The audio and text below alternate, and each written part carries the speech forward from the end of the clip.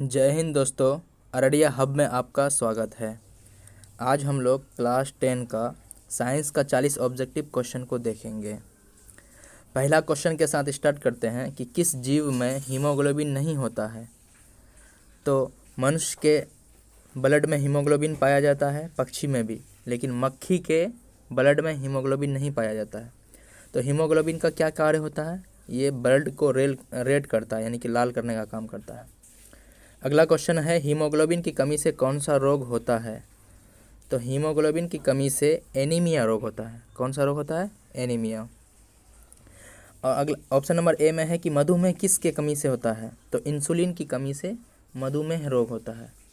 और डायरिया गलत मतलब कि गंदे पानी से होता है। अगला क्वेश्चन, मनुष्य के आहार नाल में अवशेषी अंग है। तो अवशेषी अंग कौन हो जाएगा? अपेंडिक्स।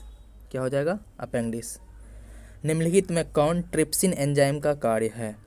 तो ट्रिप्सिन एंजाइम का कार्य है वसा का पाचन, प्रोटीन का पाचन, कार्बोहाइड्रेट का पाचन। इनमें से सभी हो जाएगा। मुख्य गुहा में आहार का कौन सा भाग का पाचन होता है? तो मुख्य गुहा में कार्बोहाइड्रेट का पाचन होता है, यानी कि मुंह में स्टार्ट होता है क्या का पाचन स्टार्ट होता है ना, तो वहाँ पर क्या पचता है? कार्बोहाइड्रेट पचता है। अगला क्वेश्चन, ऑक्सीजन का वाहक कौन है? तो ऑक्सीजन को एक जगह से दूसरे जगह ले जाने का काम आरबीसी करता है, यानी रेड ब्लड सेल।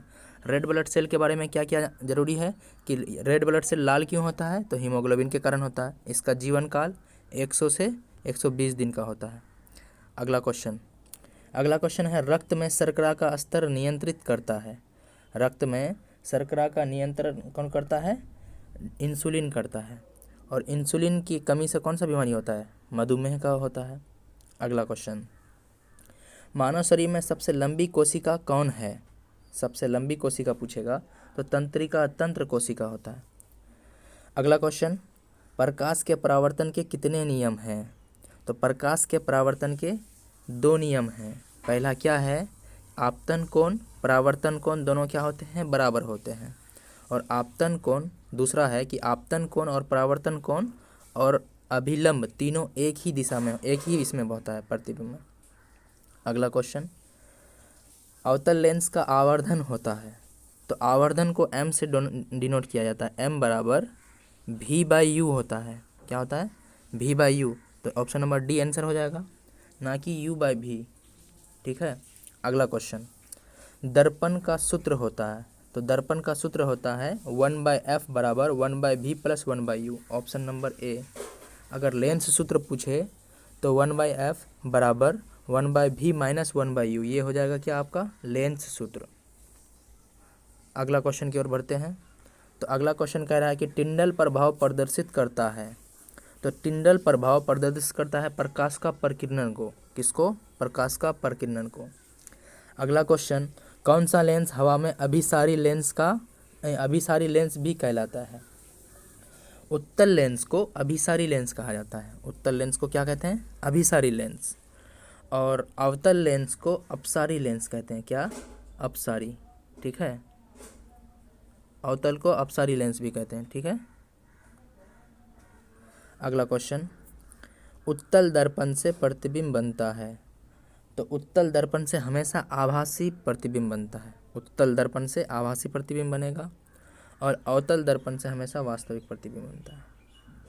अगला क्वेश्चन, प्रकाशीय माध्यम में कितने प्रकार के होते हैं? प्रकाशीय माध्यम 2 प्रकार के होते हैं। कितने प्रकार के होते हैं? 2 प्रकार के। अगला क्वेश्चन है कि डायनामो परिवर्तित करता है। डायनामो किसको कहते हैं? जो शादी में वो लाइट वाइट देने के लिए ये होता है, यूज होता है। तो डायनामो है ना, यांत्रिक ऊर्जा को विद्युत ऊर्जा में बदलता है। अब यहीं से एक क्वेश्चन आ जाएगा कि पंखा किसको किस में बदलता है?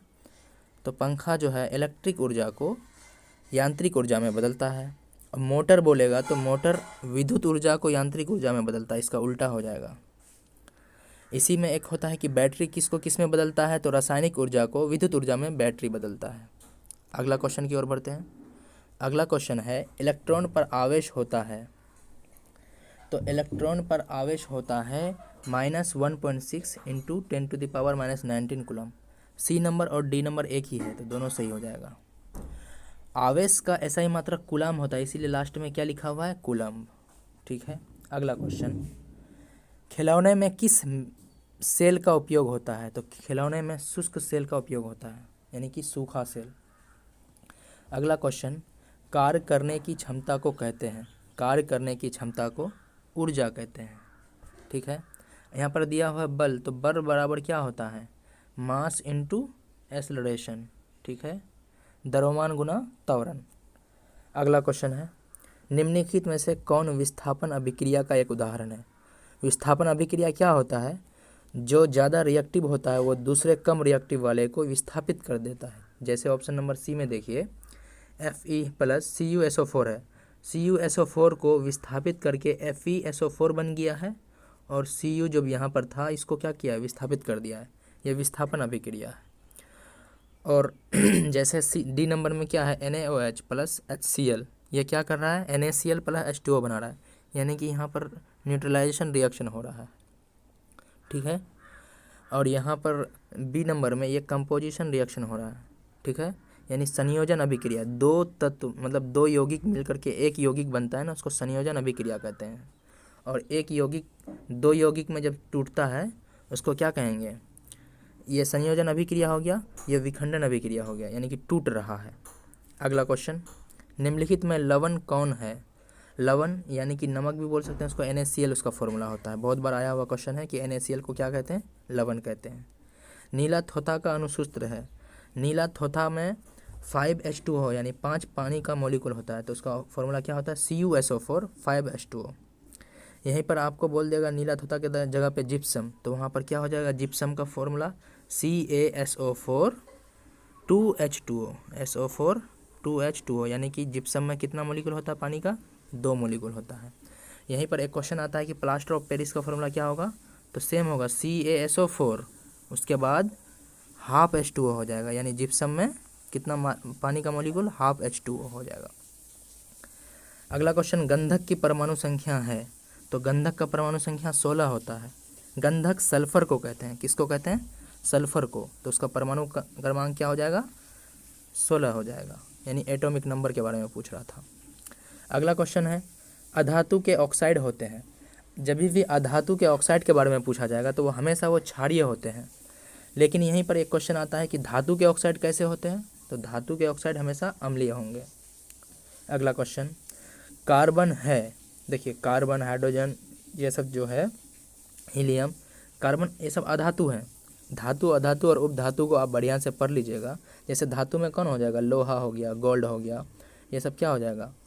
धातु हो जाएगा। उपधातु कौन हो जाएगा? सिलिकॉन हो जाएगा, जर्मेनियम हो जाएगा। उपधातु यानी कि जो धातु और अधातु दोनों की तरह काम करता हो। अगला क्वेश्चन, निम्न में से कौन सा असंतृप्त हाइड्रोकार्बन है? असंतृप्त एक होता है संतृप्त और एक होता है असंतृप्त। जैसे C2H6 और CH4, ये दोनों है ना सिंगल बॉन्ड बनाएगा, मीथेन हुआ और ये जो है इथेन, ये सब सिंगल बॉन्ड बनाएगा, तो ये संतृप्त होगा। लेकिन C2H4 ये असंतृप्त होगा क्योंकि ये डबल बॉन्ड बनाएगा। अगला क्वेश्चन, एरोमेटिक हाइड्रोकार्बन है, तो एरोमेटिक हाइड्रोकार्बन बोलते हैं जो सुगंधित होता है, यानी कि खुशबूदार, परफ्यूम वर्फ्यूम बनाने में यूज होता है, तो उसका फॉर्मूला हो जाता है C6H6, यानी 68 का आंसर हो जाएगा आपका C। अगला क्वेश्चन, निम्नलिखित में कौन अक्रिय गैस है? तो हीलियम एक अक्रिय गैस है। 6 अक्रिय गैस होते हैं जो कि पीरियडिक टेबल में 18वें ग्रुप में है, उसी को जीरो ग्रुप भी कहते हैं और नोबेल गैस भी कहते हैं उसी को। तो वो 6 का नाम याद रखिएगा, हीलियम, नियोन, आर्गन, क्रिप्टन, जेनन, रेडन। याद रखिएगा ये 6 क्वेश्चन को, पूरा अलग अलग करके कभी भी पूछ लेता है। निम्नलिखित में कौन उपधातु है? तो उपधातु देखिए कॉपर हुआ, निकिल हुआ, Fe हुआ, ये सब तो धातु हैं, लेकिन Sb क्या है? उपधातु है। क्या है? उपधातु है। अगला क्वेश्चन, पौधों में श्वसन होता है, तो पौधों में श्वसन पत्तियों में होता है। कहाँ पर होता है? पत्तियों में। आप बोलिएगा कि Sb, ये तो इसका सिंबल है, इसका नाम क्या होता है? तो Sb मतलब एंटमनी, उसका असली नाम क्या है? उसका एंटमनी नाम है, लेकिन उसका सिंबल है Sb, ये एक उपधातु होता है। अगला क्वेश्चन, निम्नलिखित में स्वपोषी कौन है? स्वपोषी किसे कहते हैं? जो अपना खाना स्वयं बनाता हो, तो हरे पेड़ पौधे स्वपोषी होते हैं। जैसे इंसान, मछली, कीट, ये सब क्या हो जाएगा? परपोषी, यानी दूसरे पर निर्भर होता है। अगला क्वेश्चन, कौन सी बीमारी श्वसन तंत्र संबंधित है, यानी कि सांस से रिलेटेड है, तो वो निमोनिया होता है। कौन? निमोनिया। मलेरिया आपका मच्छर से फैलने वाला बीमारी है, जिसमें मादा एनोफिलीज मच्छर है जो कि मलेरिया का जो है फैलाने में काम आता है। अगला आपका है मधुमेह, यह है ना इंसुलिन की कमी से मधुमेह बीमारी होता है। किसकी कमी से? इंसुलिन की कमी से। अगला क्वेश्चन है एंड्रोजन है। एंड्रोजन एक नर हार्मोन है, यह ऐसा हार्मोन है जो प्यूबरिटी यानी कि किशोर अवस्था को प्रेरित करता है मेल में। अगला क्वेश्चन, रुधिर चाप नियंत्रित होता है। 75 का आंसर हो जाएगा सी, एड्रिनल द्वारा, यानी कि रुधिर चाप यानी ब्लड प्रेशर एड्रिनल द्वारा नियंत्रित होता है। अगला क्वेश्चन है एक लिंगी पादप का उदाहरण है, तो एक लिंगी पादप पपीता है। कौन? पपीता। बहुत फेमस क्वेश्चन, लेकिन सरसों, उड़हुल, मटर ये बहुलिंगी है। अगला क्वेश्चन, निम्नलिखित में कौन मादा जनन तंत्र का भाग नहीं है, तो मादा जनन तंत्र का भाग नहीं है शुक्रवाहिका। शुक्रवाहिका ये मेल है, मेल मतलब कि मादा का नहीं है, ये मेल रिप्रोडक्टिव अंग है। डिंबवाहिनी, गर्भाशय और अंडाशय ये किसका है? मेल जनन तंत्र का भाग है। अगला क्वेश्चन, द्विखंडन होता है, ये बहुत फेमस क्वेश्चन है कि द्विखंडन किस में होता है? अमीबा में होता है। द्विखंडन किस में होता है? अमीबा में। पैरामेसियम, लिस्मेनिया, इनमें मतलब ये क्या होगा? इनमें से सभी है, लेकिन इसका आंसर क्या हो जाएगा? अमीबा। कि अमीबा में क्या होता है? द्विखंडन होता है। ठीक है। अगला क्वेश्चन, टेस्टोस्टेरोन स्रावित होता है, तो टेस्टोस्टेरोन जो है विरसन से स्रावित होता है। टेस्टोस्टेरोन ये मेल रिप्रोडक्टिव ऑर्गन का पार्ट है जो कि क्या करता है, जो कहाँ ये स्रावित होता है? विरसन से। अगला क्वेश्चन और आज का लास्ट क्वेश्चन है, मानव मस्तिष्क का औसत भार कितना होता है, तो 1.4 kg होता है। मानव मस्तिष्क का भार होता है 1.4 kg। उम्मीद करते हैं कि वीडियो आपको अच्छा लगा होगा। अगर अच्छा लगा होगा तो लाइक कर दीजिएगा और सब्सक्राइब भी कर लीजिएगा। जय हिंद, थैंक यू।